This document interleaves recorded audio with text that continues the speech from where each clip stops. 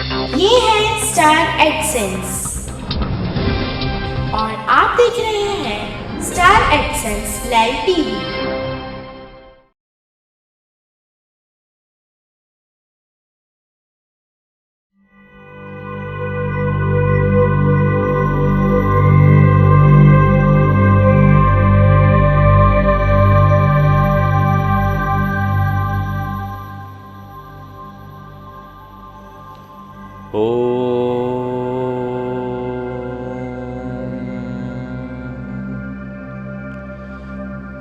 बुद्धं शरणं गच्छामि,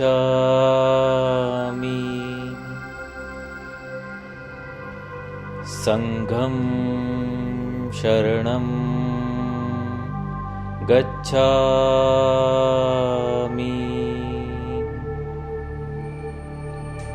धम्मं शरणं गच्छामि।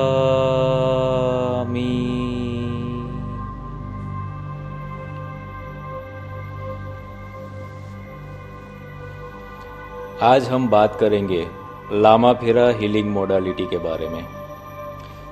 ये मूल मंत्र है लामा फेरा हीलिंग का। आज हम बात करेंगे लामा फेरा हीलिंग है क्या, इसका इन्वेंशन किसने किया, कैसे काम करती है, ये टेक्निक किस तरीके से लोगों को मदद कर सकती है। ये बहुत ही प्राचीन टेक्निक है पर लुप्त हो गई है भारत से, और आज भी कितने ऐसे देश हैं जो बुद्धिज़्म को फॉलो करते हैं, वहाँ पर प्योर फॉर्मेट में ये टेक्निक अवेलेबल है। तो ये टेक्निक कैसे काम करेगी, इसके बारे में जानने से पहले हम बात करेंगे बुद्धा के बारे में कि बुद्धा कौन थे और कैसे उनका जीवन रहा। सबसे पहले मैं इस टेक्निक का ही एक पार्ट है जिसका यूज़ करूँगा। यहाँ पर जितने भी लोग बैठे हैं उनको प्योर किया जाएगा।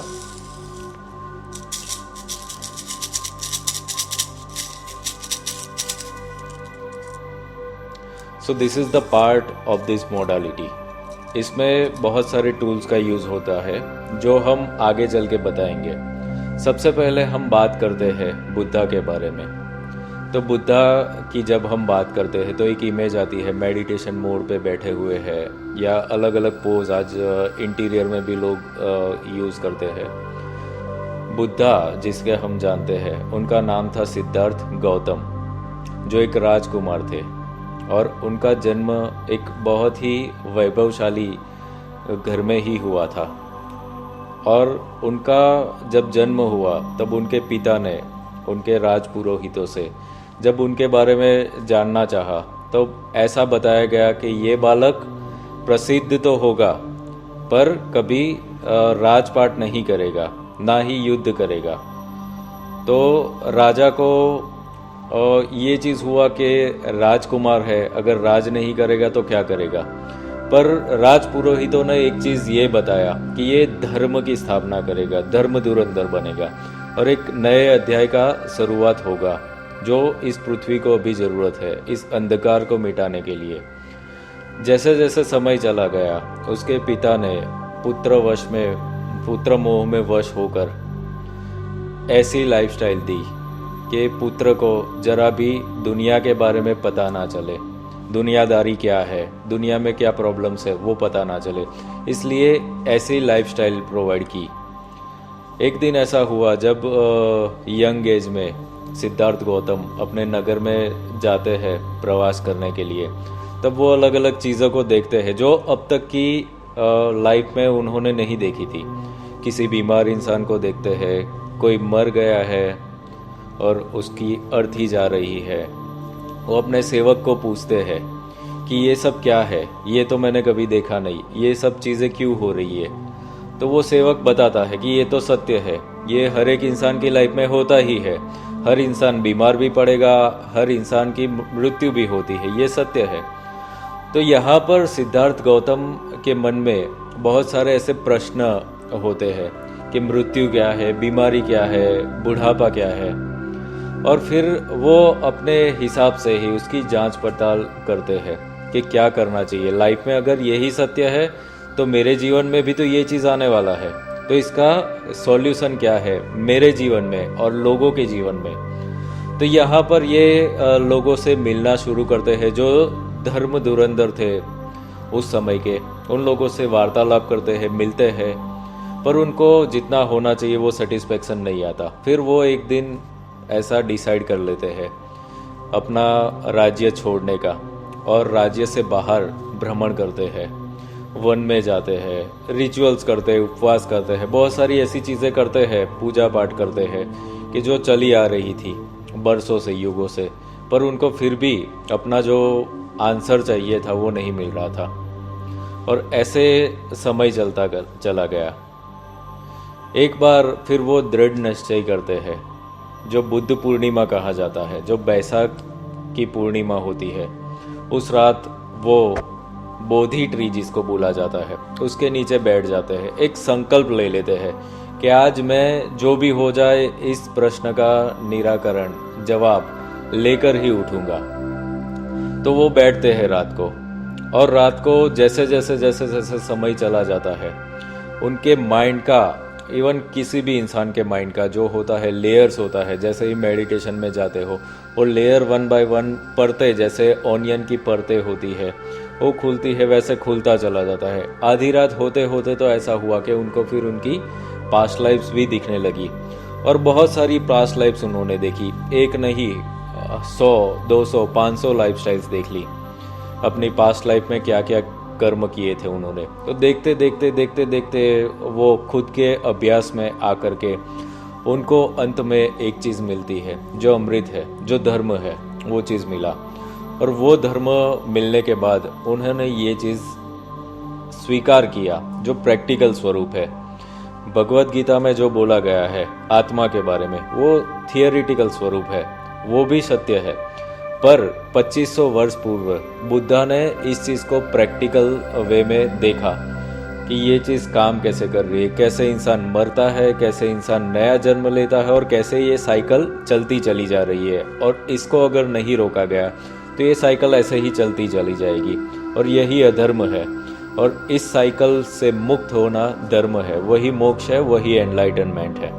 तो उसके बाद बुद्धा ने धर्म चक्र की स्थापना की, और वही धर्म चक्र की स्थापना करके लोगों को सिखाना शुरू किया, सभाएं करनी शुरू की और लोगों को सिखाना शुरू किया, और लगभग 2100 टेक्निक्स दी थी उस वक्त। आज हमारे पास कोई टेक्निक्स नहीं है, प्योर फॉर्मेट में कोई टेक्निक्स नहीं है। उस समय पाली भाषा का उपयोग होता था, उसमें सब ग्रंथ लिखे जाते थे और लोगों को गुरु शिष्य परंपरा से ही सिखाया जाता था। तो ऐसी बहुत सारी टेक्निक्स थी। 2100 टेक्निक्स में से आज हम जिस बारे में बात कर रहे हैं वो लामा फेरा हीलिंग, जो बहुत ही पावरफुल है, और लोगों को मुक्त करने के लिए ये टेक्निक बहुत ही ज़्यादा कार्यरत है। सबसे ज़्यादा फास्टेस्ट हीलिंग मॉडलिटी है। ये मॉडलिटी कैसे काम करती है ये जानना ज़रूरी है, बट इससे पहले बुद्ध को जानना ज़रूरी था हमारे लिए। बुद्ध कोई व्यक्ति नहीं है। सिद्धार्थ गौतम को जो ये ज्ञान मिला वो पहले व्यक्ति नहीं थे। सिद्धार्थ गौतम से पहले भी बहुत सारे बुद्ध हुए जिनको बुद्धि जागृत हुई। जिस इंसान के जीवन में बुद्धि क्या है कि जब आप देख लेते हो कि असत्य क्या है, सत्य क्या है, जो भी डार्कनेस है वो सब डिलीट हो जाती है, और सत्य का प्रकाश जब आपके सामने आ जाता है तो वो बुद्धि है। वो बुद्धि जागृत बहुत लोगों में हुई है, बुद्ध से पहले और बाद में भी होती रही है। जो जो लोग इस पथ पर चलना शुरू करते हैं वो बुद्धिशाली बनते हैं, और जो बुद्धिशाली बनते हैं वो बुद्ध बनते चले जाते हैं। और बुद्ध कोई व्यक्ति नहीं है, बुद्ध एक तत्व है जिसे बुद्धत्व कहा जाता है, कि इस बुद्धि का जागरण करना, जागृत करना अपने अंदर। तो यही है, मतलब हम जब बुद्ध की बात करते हैं तो बहुत सारे लोग संप्रदाय की बात करते हैं, बौद्ध संप्रदाय, पर यह संप्रदाय की बात नहीं है, ये एक तत्व की बात है जो कोई भी संप्रदाय का व्यक्ति इसे पा सकता है। बिकॉज आज हम भारत में बात कर रहे हैं, आप कोई और कंट्री में चले जाओ, चाइना जाओ, लंदन में जाओ, यूएस जाओ, कहीं पे भी कोई भी जगह पे जाओगे आप, तो वहाँ पर एक ही सिस्टम काम कर रही है। हर इंसान जन्म लेता है, मृत्यु होती है, और ये ही धर्म अधर्म, सत्य असत्य जो भी बातें हैं बस एक ही चीज़ से चल रही है। इसे रोका एक ही चीज़ से जा सकता है, और वो है ध्यान, अवेयरनेस। अवेयरनेस आएगी तब ये चीज़ होगी, आप एनलाइटन होते जाओगे। तो हम बात करेंगे लामा फेरा के बारे में। अब तक आपको समझ में आ गया कि बुद्धत्व क्या है, बुद्ध क्या है और कैसे हमें फॉलो करना है बुद्ध को। सबसे पहले शुरुआत में मैंने बोले थे जो मंत्र, मूल मंत्र जो लामा फेरा में यूज होता है, बुद्धम शरणम गच्छामि, संघम शरणम गच्छामि, धम्मम शरणम गच्छामि। इसका मीनिंग क्या है? एक्चुअली जब लोगों को ये कराते तो लोगों को ऐसा लगता है कि ये संप्रदाय चेंज करना है, हम तो ये धर्म का फॉलो करते हैं। धर्म का फॉलो नहीं कर रहे, आप संप्रदाय को फॉलो कर रहे हैं। संप्रदाय अलग अलग है, धर्म तो एक ही है। अब ये मूल मंत्र का मीनिंग क्या है? बुद्धम शरणम गच्छामि, मतलब हम बुद्ध की शरण में जा रहे हैं। ये बुद्ध क्या है? बुद्ध एक तत्व है, जैसे मैंने बोल दिया कि जो बुद्धि का स्रोत है, उसकी शरण में हम जा रहे हैं, हम किसी व्यक्ति की शरण में नहीं जा रहे हैं। दूसरी बात है संघम शरणम गच्छामि। संघ मतलब क्या? एक ग्रुप, कि मतलब ऐसा ग्रुप जिसमें बहुत सारे लोगों ने बुद्धत्व को प्राप्त किया, उस संघ की शरण में हम जा रहे हैं। और तीसरा है धम्मम शरणम गच्छामि। धम्म मतलब धर्म। धर्म जो है वो यूनिवर्सल है, वो एक है, तो हम उसकी शरण में जा रहे हैं। तो जो इंसान बुद्धि प्राप्त करता है वो एक है, फिर वो ग्रुप में डेवलप होता है, वो संघ में जुड़ जाता है और अंत में वो धर्म से जुड़ जाता है। मतलब वो जो व्यक्ति है उसका व्यक्तित्व विशाल हो जाता है, वैभव उसका विशाल हो जाता है। ठीक है, तो ये तीन जो मंत्र है, मूल मंत्र है, उसका फॉलो हमें इसलिए करना है, इसकी शरण में हमें इसलिए जाना है। तो यहाँ तक आपको सब समझ में आ गया कि बुद्ध क्या है, बुद्धत्व क्या है और ये मूल मंत्र का मीनिंग क्या है।